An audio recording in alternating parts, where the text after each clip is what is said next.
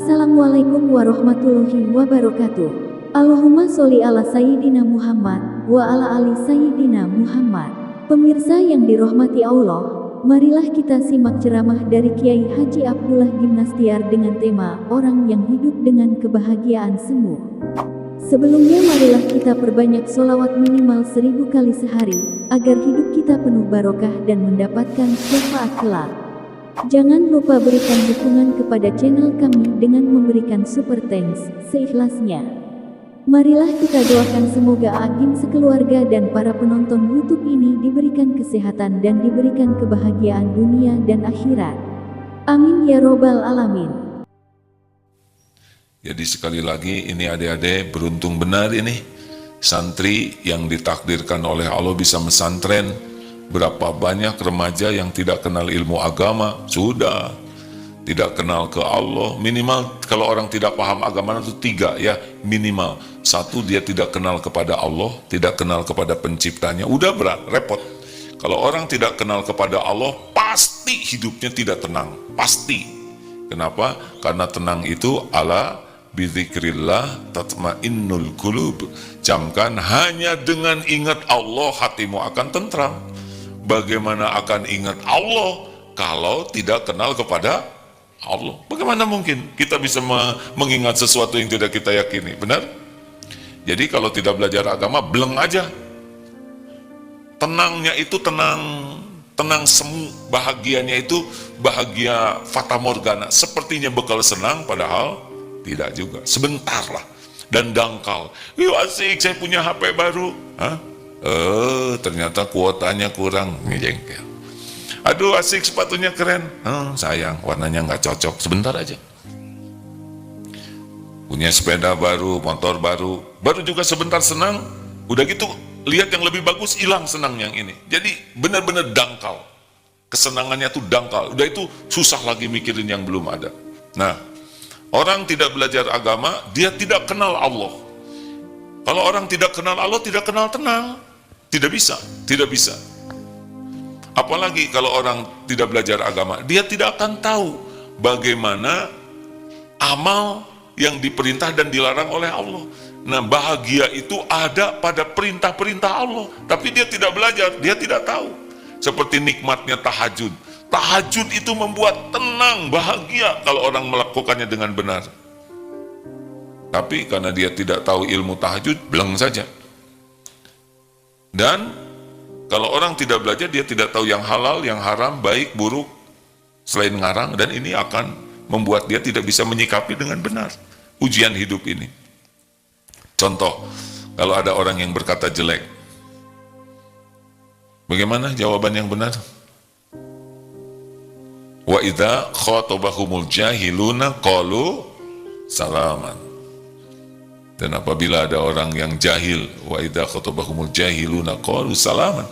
Ketika ada orang yang jahil, orang yang tidak bisa mengendalikan dirinya, siapa saja ini, bisa teman, bisa istri, bisa suami, bisa orang tua, bisa atasan, bicaranya tuh jelek, tidak enak, apa yang harus kita lakukan? Salaman. Bukan salaman begini, berkatalah yang mengandung keselamatan. Nah, kita sering tidak tahu. Bagaimana kalau ada orang yang bikin gak enak perasaan kita? Biasanya orang marah, dendam, sakit hati. Tapi kalau sudah tahu ilmunya, ingat Ali Imran 134 itu? Alladzina yunfikuna fis sarra'i wad dharra wal kadhiminal ghaidh, menahan amarah, wal 'afina 'anil nas, memaafkan orang-orang. Wallahu yuhibbul muhsinin, dan Allah mencintai orang yang berbuat kebaikan. Udah tahu ilmunya, ketika ada soal yang menjengkelkan, tahan amarah, kemudian maafkan dan berbuat baik. Tuh ya, kalau udah ada ilmunya mah lebih ringan hidup ini. Oleh karena itulah, belajar agama membuat kita paham apa yang diperintahkan dan apa yang dilarang. Ini yang kedua nih. Dan yang ketiga, kita paham konsekuensi dari pilihan kita.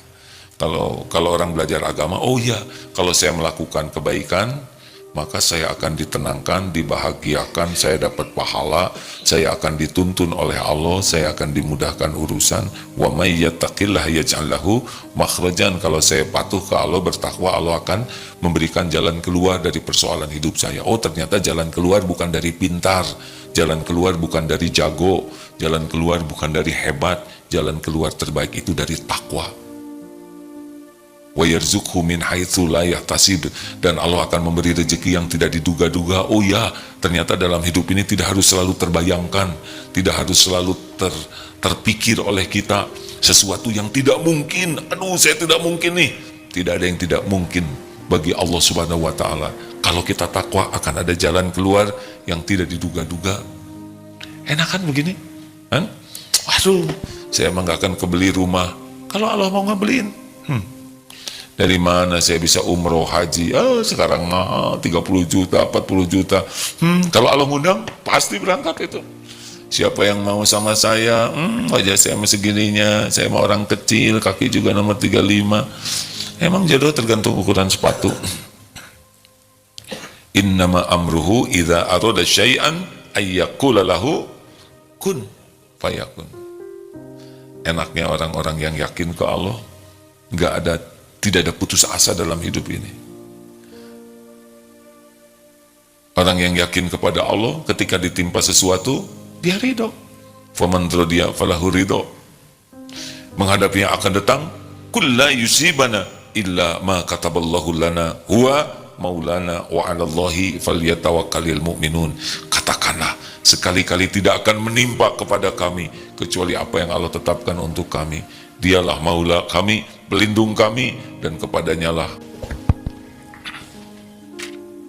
Jadi, rekan-rekan sekalian, kalau tahu agama, kita tahu konsekuensinya. Kalau maksiat, apa yang terjadi? Hati akan dibuat galau, kita akan terpenjara, takut ketahuan orang, setiap perkataan buruk akan menimpa kepada kita, setiap maksiat akan jadi bencana bagi kita. Apa buktinya? Asy-Syura ayat 30. Wa ma asabakum min musibatin fabima kasabat aydikum wa ya'fu an katsir. Musibah apapun yang menimpa dirimu adalah buah dari perbuatan tanganmu sendiri. Oh, di dunia itu. Nanti dikubur, wah bencana. Mati suul khotimah, dikubur tersiksa lama, di akhirat masuk neraka. Nauzubillahi min dzalik. Kalau kita tidak tahu ilmunya, tidak tahu konsekuensinya. Kalau kita tahu ilmunya, ini saya ngomong jelek, pasti kena nih nanti ke saya nih.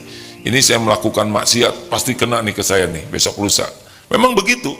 Tidak ada satupun maksiat, kecuali Allah menyaksikan, malaikat mencatat, dan akan kembali kepada kita. Wa may ya'mal mithqala dzarratin khairan yarah, wa may ya'mal mithqala dzarratin syarran yarah.